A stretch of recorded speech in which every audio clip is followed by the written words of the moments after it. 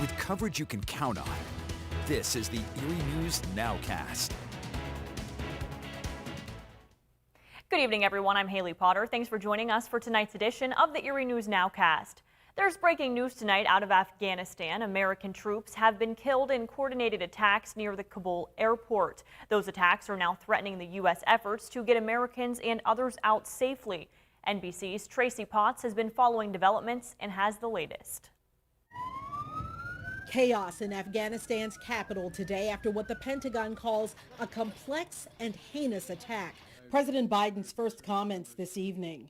The lives we lost today were lives given in the service of liberty, the service of security, the service of others. U.S. service members were killed and more wounded, along with Afghan civilians, in an explosion at the Abbey Gate, south of Kabul's international airport. Another blast erupted at a nearby hotel frequented by Westerners. At this time, we know that 12 U.S. service members have been killed in the attack, and 15 more service members have been injured. The effort to get Americans and Afghan allies out in the next 5 days, now even more dangerous. Let me be clear. While we're saddened by the loss of life, both U.S. and Afghan, we're continuing to execute the mission. President Biden briefed as the attack unfolded during his national security meeting, his biggest crisis yet. ISIS-K terrorists, rivals to the ruling Taliban, claimed responsibility. The threat from ISIS is extremely real. We believe it is their desire to continue those attacks, and we expect those attacks to continue. And we're doing everything we can to be prepared for those attacks. As more Afghan refugees arrive in Europe and Washington, options are waning to safely extract up to 1,000 Americans left. The latest violence fuels growing skepticism that the U.S. can exit by August 31st. We cannot leave a single American that wants to leave in Afghanistan, so I would extend as long as necessary. Tear gas used to clear crowds before today's explosions. Crowds of Americans and Afghan citizens desperately trying to escape. Tracy Potts, NBC News. Senator Lindsey Graham says the U.S. should retake Bagram Air Base. Abandoning it, he says, is the Biden administration's biggest mistake. And local experts say today's attacks are disheartening and that the latest event is a foreign policy and intelligence failure that's unfolding right before our eyes. Dr. Joe Morris of Mercyhurst University says now the United States needs to make sure it's evacuating its people and our Afghan allies. Despite miscalculating when Kabul would fall, he says there's still a chance to successfully rescue most people from the country. Amid the chaos, he says he hopes some good comes from this Afghanistan crisis. My hope is that the last 20 years the United States has been there has planted a seed that will ultimately bear fruit in a few years.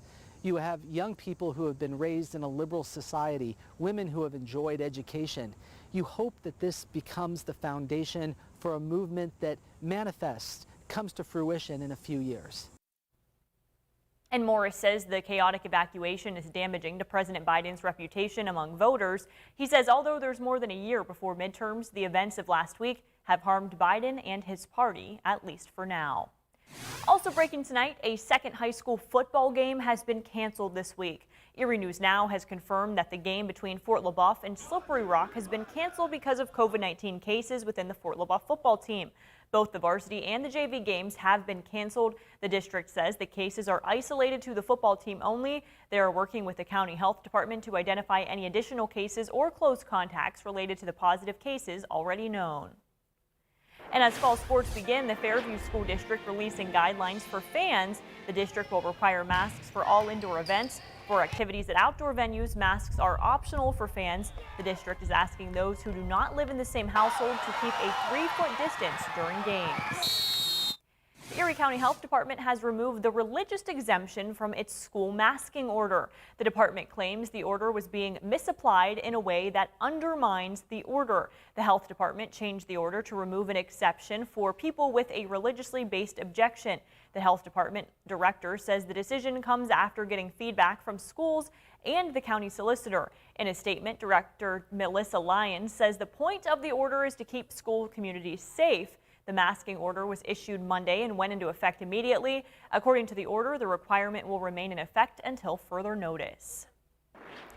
Across the nation in South Dakota, the Sturgis Motorcycle Rally is once again blamed for a spike in COVID-19 cases. The vice president of the medical affairs at Monument Health, Dr. Shankar Kura, says the spike in cases 10 days after the rally ended is similar to last year, but with some exceptions. He says the rate this year is more significant given the transmission rate of the Delta variant.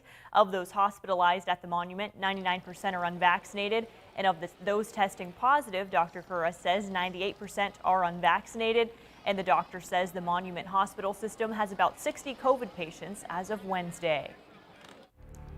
Now to part 2 of our series exploring municipal broadband and the American Rescue Plan. Our Washington correspondent Matt Nadler takes us to rural Pennsylvania to explore how public-private partnerships could be the best use of COVID relief funds for local governments looking to expand broadband internet access.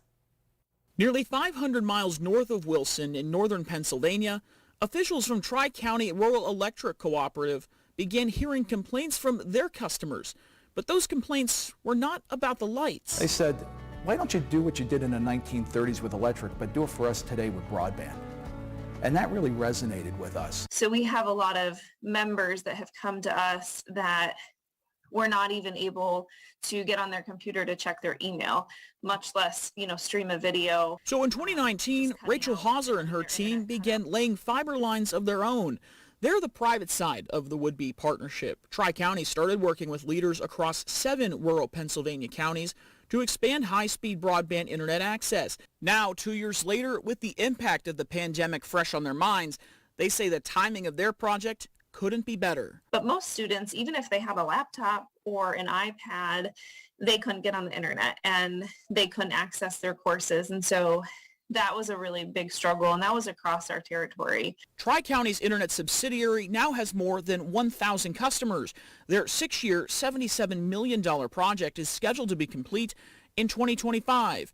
But there is hope it could be done sooner if local and county officials choose to partner with them using some of their COVID relief funds. It all depends on the political atmosphere and where the priorities are. And right now, the priorities are public-private partnerships. And I think that each community really needs to look at their own situation and see if a potential partnership with an existing provider is an option. Like Tri-County, the city of Wilson is also in the electric business. Both groups own the utility poles and other key infrastructure, so stringing up fiber cable on their property ultimately cut down on costs and red tape. Back in Wilson, Greenlight became successful enough to spur a co-working space for entrepreneurs and startup businesses. Marcus Amon produces software for automotive repair shops. He moved from nearby Greenville, North Carolina to Wilson because of the high-speed internet and the affordable rent in the city's Gig East exchange. We're developing software and with hardware, so when we're developing, we need to make sure that it's running as fast as possible and there's no hiccups there.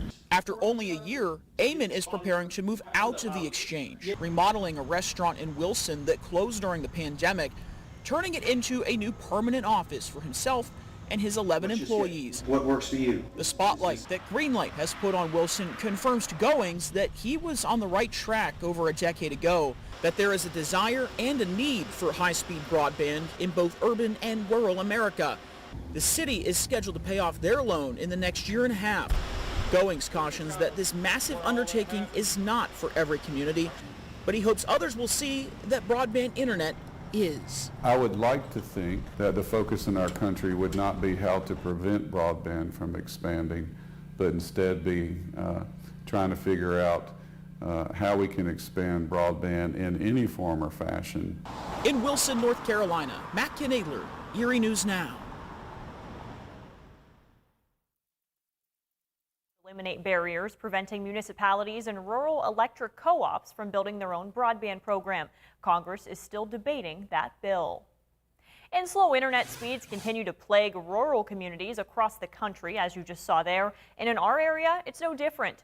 Dale Preston and his family have run their dairy farm for nearly 5 generations now. Located in Centerville, their internet service is spotty at best. Much of their farm equipment uses GPS, so the need for high-speed internet is significant. But the current lack of broadband tests their patience on a regular basis. Meanwhile, the Prestons' concerns could soon be addressed. The Crawford County Commissioners are using $3 million in American Rescue Plan funding to improve broadband throughout the county, a move the Prestons say has been needed for years. For the community as a whole, for the farming especially, which is very foundational to this area, if we get even 20%, 40% better, we're moving along that spectrum. So I recognize it's a challenging problem to solve, but I think it's wonderful they're going after it. A study by Broadband Now found that nearly 42 million Americans, mostly in rural areas, don't have any access to broadband. Thanks for joining us for the Erie News Nowcast. Join us for our next news at 10 p.m. on the CW and 11 p.m. on WICU and WSEE. Have a great night.